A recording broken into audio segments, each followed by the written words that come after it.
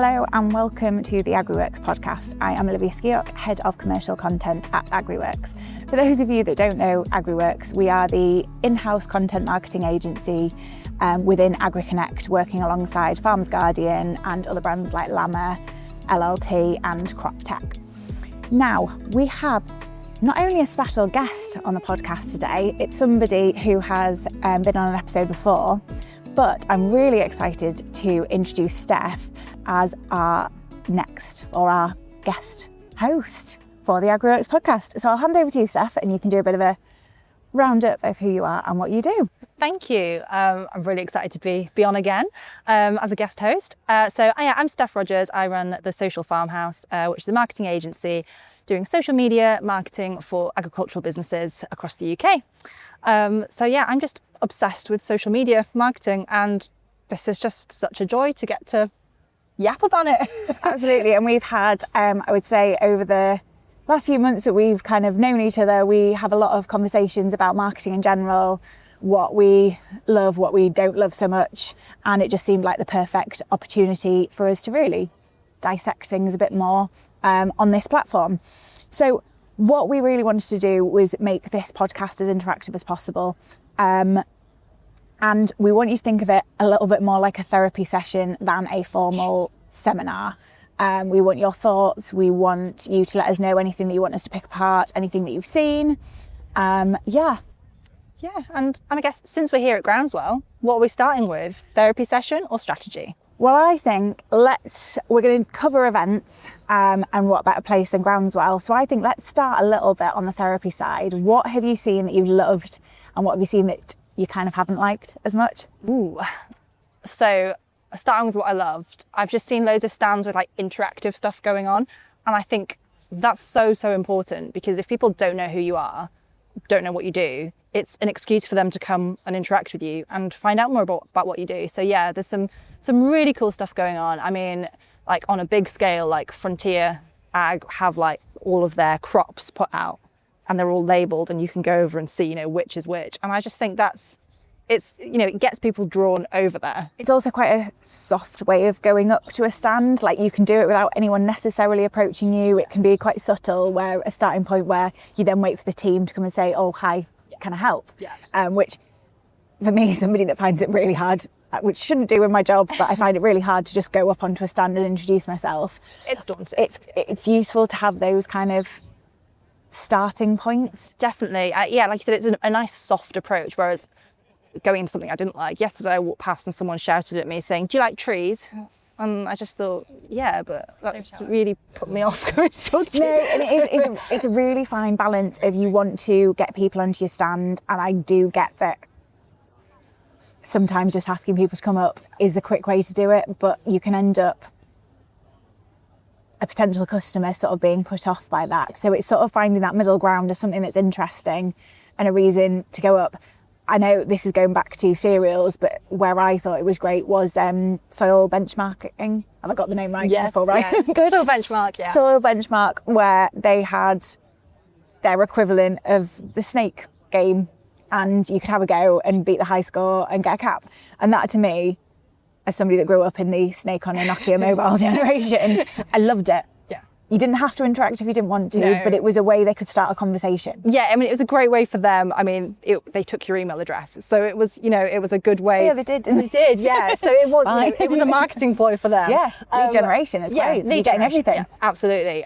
But like you said, it was a really fun way to get people in, and it wasn't a hard sell. It wasn't like, if you heard of Soil Benchmark, do you know what we do? You were there playing the game, and you just get chatting to them, and it felt really organic and natural. And yeah, I think that is a really good way of doing it. I think they've done it very well.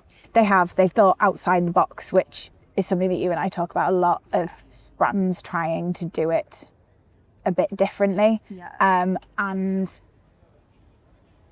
I think you need a reason to go up. If it's not a business that you already know is on your target list of people you want to chat to, and you're using this as a way to build your customer base or lead generation, there needs to be a clear reason. Definitely. Yeah. So that kind of goes into this whole turning up is not enough.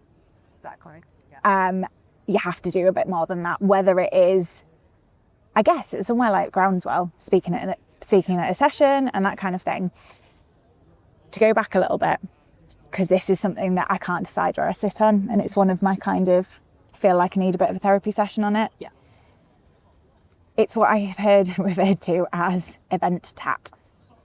The stuff that people hand out on stands, which is that touch point, it is what gets somebody onto the stand, whether it's because they want the tats, sorry, it's not the right word, but you know what I mean. Some of it is. Or it's, in the case of Soil Benchmark, it was not tax, it was a cap I really wanted, it's nice. But you had to give you details to then play the game to then get it. Yeah. Where do you stand on it? It's a really tricky one. Something I need to get this out in a therapy session as well, because I have mixed feelings, because part of me thinks you give that tat out, you know, Soil Benchmark were quite, you know, they were holding that back. They weren't giving it to you easy. You had to earn it. You did have to work hard. Which I think from their point of view, it's a cost, isn't it? Yeah. But I do think from another point of view, that is a really nice cap, for example. So, you know, you're going to wear it when you get home. It's going to be sat on, you know, hung up. You're going to see it. It's another touch point. Completely. And I think they've hit the nail on the head in terms of their branding of it, that it has their logo, but it's not blazoned with words where you get it home and you go, I don't really want to wear it. Whereas actually, to me, it looks like something I could buy in a shop that I'd quite like, and therefore I will wear it wandering around. Yeah. So I think from my perspective, there's a balance between what is just something that you pick up. You see, I mean, more at agricultural shows where you've got your teenagers going around trying to competitions of how much, who can get the most freebies. And the stuff that they tend to collect is something that's just going to go in the bin at the end. And bearing in mind you're at Groundswell, there is a big sustainability conversation around that. Because it's just, if somebody's taking it home for it to get thrown away, it's not doing the branding purpose because you've had it for the day and you've gone, and is going into a landfill. It's I know the stat is something like, is it you have to have seen a brand 11.4 times before that conversion starts? I heard that that's gone up even more now. Right. It wouldn't surprise me actually, based on how social media, everything's flooded. Yeah, the way we consume now is so different to the way we used to. It used to be like, you know, you'd see an ad in the paper however many times and that would stick with you. But now we see so much content. We switch off from it quite quick, So, okay, it's going to be higher than that. I do think there's a place then for these marketing assets where they are good quality and somebody takes it home and keeps it, because actually, if it's something that they have at home and they see every other day, you're getting that number up quite quickly. So from my perspective, I have still got a tote bag, a dog lead, an umbrella from CLA. They're great quality. And I use the dog lead 3 times a day, the tote bag every time I go shopping, and the umbrella sits in the boot of my car. And it's free. They've had 4 years nearly of free branding from me. I don't know how much those things probably cost them in total. Let's say it's good. They're good things, £50-60 maybe. It's such a difficult one to. It really is, and even like a good quality pen, like the amount. I've got a couple of pens from different businesses. Like one's like good quality ones are hard to come by. Exactly, yeah. Like I'm not always like, oh, I need a new pen, but there'll be one in my bag somewhere. There'll be one in my car from an event somewhere, and I think it is worth the investment if it's good quality. But it is another one of those things that you can't really measure, because you can't go home from a show and be like, oh, I got rid of this many items. Yeah. And that's translated too. It just doesn't work like that. It's not. And there was an interesting conversation I had yesterday on the Pilgrims stand. They've got these little squishy pigs. They're really cute, but I'll be honest, in my head, they would lean to my marketing brain in something that someone takes home and maybe goes in the bin, albeit probably sits on a desk because it is a stress ball thing. So the one that I've taken probably will sit on my desk. So I'm undoing my own argument here. But what they were saying was they have a tussle. So the guys on the stand have quite often had a tussle with their marketing team who've said they're so expensive. Be really careful about who you hand them out to, or can we stop doing them altogether? And he made the point that he had an inquiry recently that had turned into a conversion. And he asked, as he does all the time, where did you find out about us? And apparently it was at Lama 4 years ago. They were walking past and their toddler wanted one of the pigs and got given one, and there was a bit of a short conversation, not enough where they thought it would have ever been a lead. It was just a nice thing to do. And the couple said, we wanted to buy from a business that would do that we had an upset toddler and it cheered them up. And that's the kind of business that we want to buy into. That's so powerful, isn't it? So I guess it's the story that then goes around what you're handing out. Definitely, yeah. Which is important, but there is a lot of stuff around. And what are your favourite, if you try and collect things from stands? I mean, for me, pens is up there. Yeah, pen. A good pen. I do like a cap. I got a soil benchmark cap. Love it as well. Another plug for them. And then also it was the Only Farmers at Cereals. Yes. I spotted a few people with it on and I was like, where can I get that cap? And at the end of the day, I managed to get one. Well, that's the thing, is that if they're good enough, so it happened with the soil benchmark cap, was I saw you in it and I was like, I want one of those.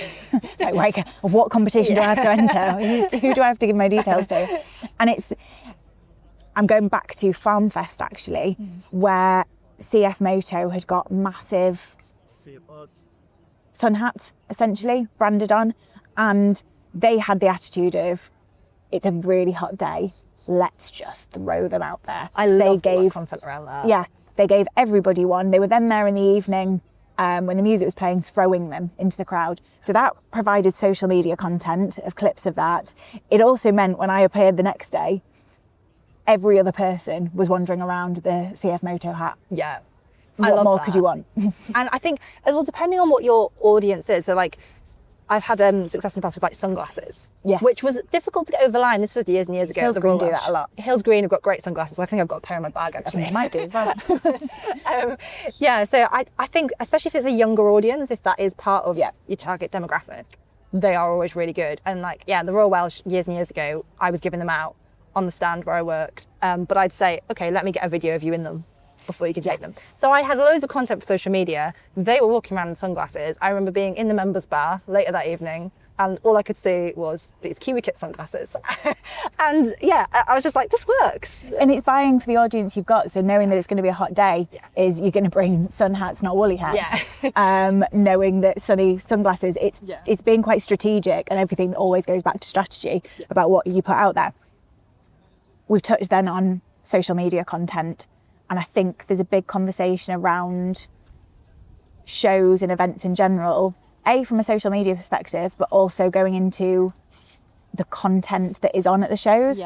So if we start with social media, I'm going to kind of let you lead on this because this is your area and not mine so much. I just think it's so underutilised at the minute. Brands just think that turning up at a show is enough and saying, we're here, maybe getting a nice picture of the team to post, or just a picture of the stand, which really infuriates me when people do that. That's such a pet peeve. It's the only thing you do is a bit like, come on.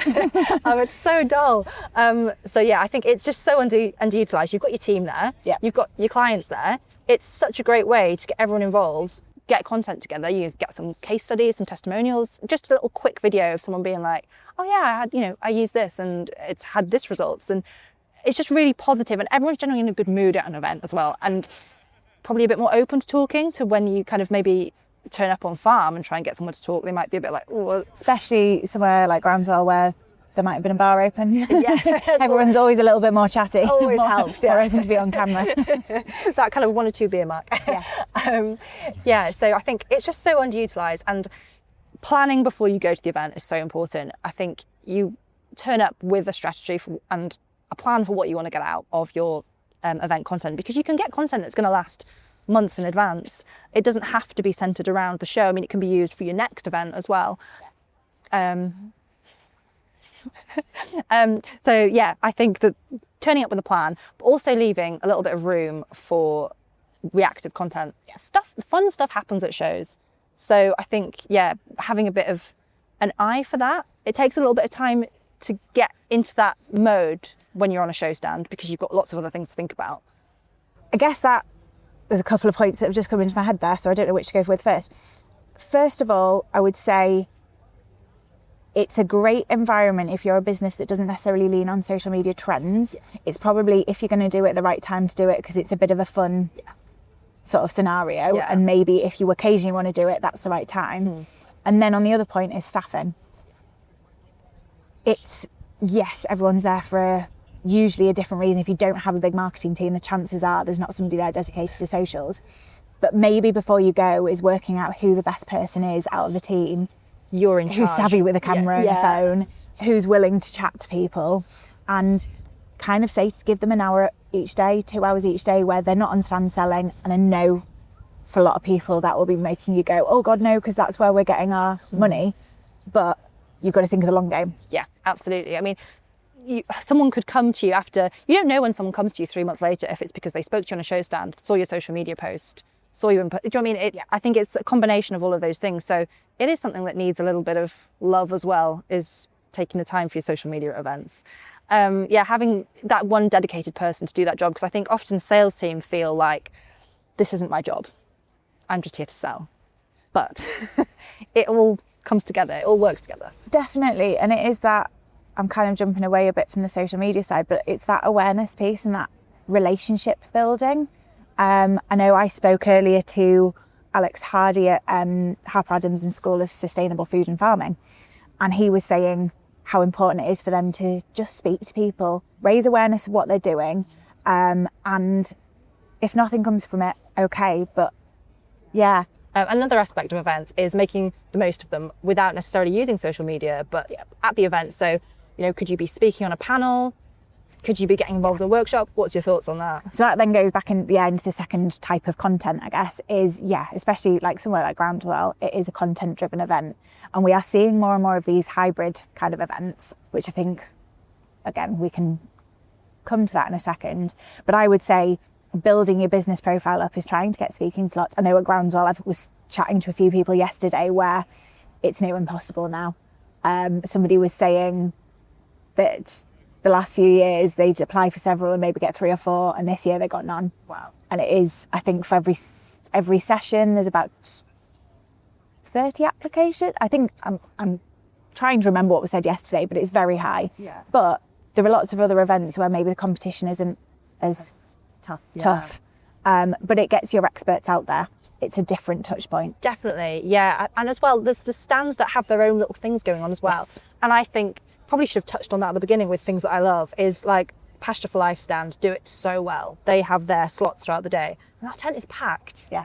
And we did it for, it wasn't necessarily a talk at the Farmers Guardian stand where we wanted a big audience, but it's amazing how we recorded 2 podcast episodes, and albeit you couldn't hear particularly well because it's designed to then go out, it still brings a crowd. It makes enough people go, oh, what's happening? And as soon as a couple of people sort of say, oh, what's happening, it draws in even more. That's the thing about having something interactive in your stand. Yes. Like, back to Soil Benchmark again, someone was doing really well and everyone was getting a bit excited, like, oh, they're going to beat the top score. People start coming to watch. So you've got, I guess it can fit into 2 categories depending on what your business is. If you are quite well known and established, going down that talks route works really well because you've already got that industry awareness where people are like, they know what they're talking about. That's where I want to be. Yeah, they've got experts on your team. You want to showcase them. That then goes into having quite a good marketing strategy ahead of the event. Yes. Is not just assuming everyone's going to tip up. You've got to really talk about it. Absolutely, yeah. It's making the most of it. You've paid a lot of money to be here. Why not make the most of the opportunity? But yeah, it's knowing your audience and knowing where you're at as a business. Like you said, those more established businesses go down the talks route. Yeah. But then a newer business, no one knows who you are. You need to be interactive. You need to be a little bit fun, a bit scrappy. Yeah, and definitely. think outside the box. You don't need to spend loads of money. No, I think that makes you more creative. Definitely. Tight budget means that you have to think out of the box. Yeah.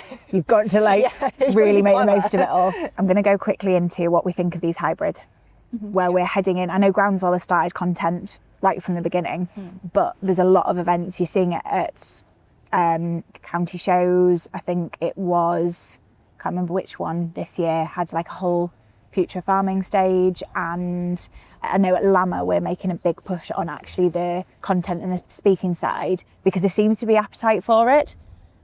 Do you think we're going to enter an era where there's no one or the other? I think it is changing, definitely, because I think people don't want to go to an event and just be sold to. And I think there is that social side of things, and I think, shows perhaps like the Royal Welsh that have that big social element that is like, for a lot of farmers, that's their holiday in Wales. That was my holiday as a child. It was the county show and Royal Welsh. So there's always going to be that social element, but for a lot of people, they're going to need something else to want to go to a show. Yeah. And I think that educational piece is really key, because I think a lot of younger people as well coming into the industry, they're hungry for more information, and they want to be involved in these discussions. And I think, it's a really good opportunity. Definitely is. And then it was interesting, I sat and caught the end of, is it the Agri Leaders Circle on the AHDB stand yesterday? And they were asked what's the best part for them of Groundswell. And I can't remember who it was, had said it's the social side. And yes, there was a bit of a tongue-in-cheek, because obviously this is a very social event, but the comment was made that all the sessions are recorded, so actually you can watch those after the fact. It's the relationship building that should be at the forefront. I don't know if I wholeheartedly agree. I think it depends on where you're coming from, but that then leans into, if you're doing content on the stand, film it, because that again is that evergreen content that you can share. You can drip feed for the rest of the year. Absolutely, yeah. And it's content you can use to promote yourself again the next year. You know, this was from last year, and people were like, oh, you want to build FOMO. I think that's something that you've been working on the Llama campaign, and I had FOMO this year. Llama's never really been, I've been once before, but that's never been somewhere I really wanted to go. Be there in January though. I probably will, yeah. You sold it to me. But it's build it, and Groundswell do it really well. The Groundswell social team themselves. That's all that's been on my feed. Completely. And it really captures like the energy. And I think everybody personally posting about it is that, like, last night I got back and it's just like a constant stream of, first day at Groundswell. And you just, if I wasn't here, I would be properly like, yeah. And that's what you want to create out of your stand or your event. I'm going to jump ahead because there's so much to pick apart. Influencers on stands. You don't get it very much here, but Llama has become quite a big meet and greets. Thoughts. Feel like this is going to be a bit of a therapy. Yeah, I have mixed feelings on it. I'd love to know from businesses that do it what their results are. I've never done it. Let us know if you're listening to this and you've got some responses. Yeah, we would love to know actually. Yeah, what's ROI on that? Because I think it does bring people to your stand, and like we've just said, bring a couple of people to your stand, more flock there. Yeah. And I think again, it probably is a way of getting people to know your brand. You can, if you've got someone there who can strike up a conversation while they're waiting for the meet and greet pick, then yeah, definitely. I think it can be seen as a bit cringe. I think it depends why you're doing it. I think if there's a natural tie-in, they are appropriate to your business. Yes, absolutely. I think it's great, especially if there's somebody that's used your product, services, that side of things. If it is purely let's bring people onto the stand, she's everyone can see right thousands of TikTok followers. Yeah. But I think someone like Harriet Cowan, that worked quite well because she's a great advocate. I think she uses I can't remember I think she was on Track to Brand stand. She does quite a few, yeah. Yeah, I can't remember who it was, but thought that was really good content. People like her. People want to be in her space, but it was also really relevant and. Yeah, it worked. It worked. And I think it's very much it's strategy again. It's make sure it fits in with everything else you're doing and doesn't stick out like a sore thumb. It's not disjointed. Yeah, completely. I guess I'm just looking at my notes. Yeah. We've sort of onto that know your audience, which we've sort of drip fed throughout this conversation because we can't really talk about anything. No, I think it ties into the whole strategy really, doesn't it? Is knowing what's for you and what's for your company, because what works for one of the legacy brands isn't going to work for a startup.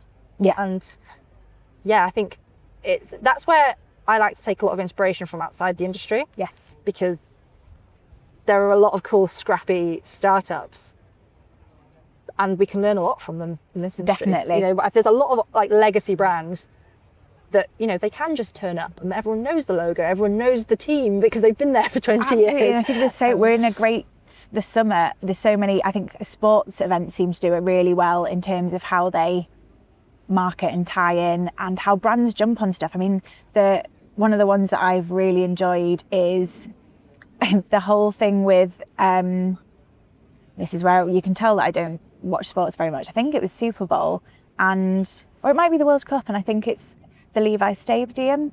Okay.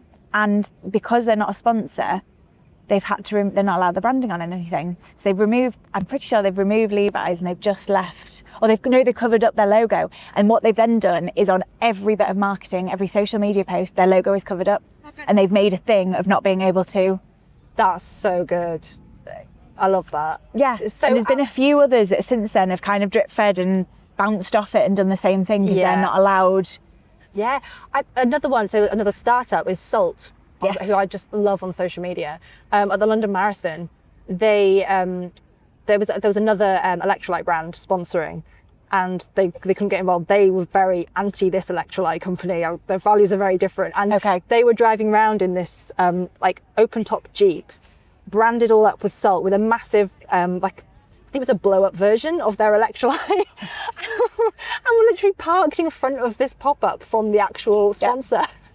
And we're just like taunting them all over social media, which is something a scrappy startup can do. It's not something you're sort of established brands can do. Especially in this industry, if you're leaning towards the policy side, and that's where it goes wrong. I mean, I mentioned it at an event, at your event last week, where the Department for Education seems to be getting it really wrong at the moment in terms of trying to jump on trends and do things and collaborate in a way that, to me, it's not quite right. Yeah, doesn't. All right, last point, because I know that it's always a big conversation when it comes to being at events from a stand perspective, because it's not cheap, is return on investment and kind of benchmarking and knowing whether you've succeeded. And what does success look like? I spoke with Alex Hardy and also Emily from Omex about what they class as great return on investment. And what I took from that is very similar, but sometimes different. There's a lead generation side from Omex that's quite key, and that building relationships, whereas it was very building relationships from Harper Adams' perspective. That to have conversations with prospective students, it might be a while before. Yeah, they might be 16, 17. But they'll remember that they met a nice person on the Harper Adams stand. And I think you have a gut feeling about this stuff. You know whether it's been good or not. Definitely. Yeah, I mean, I spoke to Emily Udall from AHDB, who is just Dairy Knowledge Exchange Manager there. And I kind of said, how do you feel about events like this? Is it, C2C? Is it B2B? And she was like, it shouldn't be B2B, but it kind of is. She said, it's a great opportunity. She's on the stand talking to levy payers. But then she gets an opportunity to go around and speak to other businesses that they can collaborate with. Yeah. And it is just that wider building relationships It's piece. A weird industry for that in terms of the whole B2B, B2C, because you're walking a fine line between a lot of businesses are selling to other businesses, as in not farmers, clear B2B. But then when you're selling directly to a farmer, it is a bit of both. It is B2B, but it's also, you're dealing with that one person. It's B2C. Yeah. It's a fine line to navigate. From your perspective, what would you look at as a return on investment? It's like so many things in marketing that there's not a direct. It is a tricky one. I don't think you can, unless you're selling directly off your stand. Yeah. You can't go home and say, well, this generated this much revenue. Because Farmers Guardian can do it in the sense of how many memberships have sold. And that's one of our benchmarks to go against. Yeah, I mean, a lot of businesses will be like the quality of leads they get. Yeah, will be another one. I mean, it depends. If with your CRM system, can you log? I had a great conversation with X, Y, and Z. I think it's important that you reflect on events afterwards. Like I said, go in with a plan. Go in with a plan. Know what is success to you and your business, because then you can measure it. Otherwise, you can come home from an event and be like, I don't know, have some good conversations, but I don't know if it was actually worth thousands of pounds I spent being there. Yep. And I think, with events like, I think Farm Fest, like a couple of stands maybe didn't have as great a time as they hoped. On that one, yeah, I feel like we could do a whole episode on that. But it goes back to the piece, making the most of the event when you're there. So yeah, it's going in with the goal that you might know that, okay, there might be quite a general public audience here, but how can we get the most out of the farmers while we're here? Completely. And I think it goes back to sort of loads of the points that we've made, is that having that initial strategy, because let's say you go and you come away from it where you might have spoken to one person and that doesn't really equate to it being worth it. But if you have then got loads of video clips, loads of photos, you've been to see talks that can turn into like a reflection piece in an email, actually suddenly you've got a load out of it that might then lead to definitely a conversion later down the line. Definitely. And like the conversations you have on the stand can be turned into content, like for your newsletter, for your socials. It's people use like social comments to create more content, and I think events like this are great for making more content and getting your voice, your brand voice, an opinion out on what's going on. Yeah, it's just utilising it. Definitely. Right, before we wrap up, what's been your favourite show so far? Because there's still a few to go, but... Yeah. Groundswell. I love it here. It's just a completely different vibe. It is. It's so different to any other agricultural event. What about you? Groundswell, but I really loved cereals this year. It was my first time. Yeah. And everyone said, this is a good one. Yeah. So I don't know. I think they're very different. So it's really hard to compare. Also, Lama. I mean, I have to say that, but yeah. Cool. Well, I feel like we've covered a lot, but could have probably spoken a lot more. Oh yeah. But yeah, thank you very much for listening. This is the Agri-Works podcast. It would be amazing if you could give us a follow and subscribe, because it means that you'll get notified every time that we put out a new episode, and we will have staff joining us for the foreseeable, which is fantastic. I'm so excited. Really enjoyed this. Thank you. Thanks.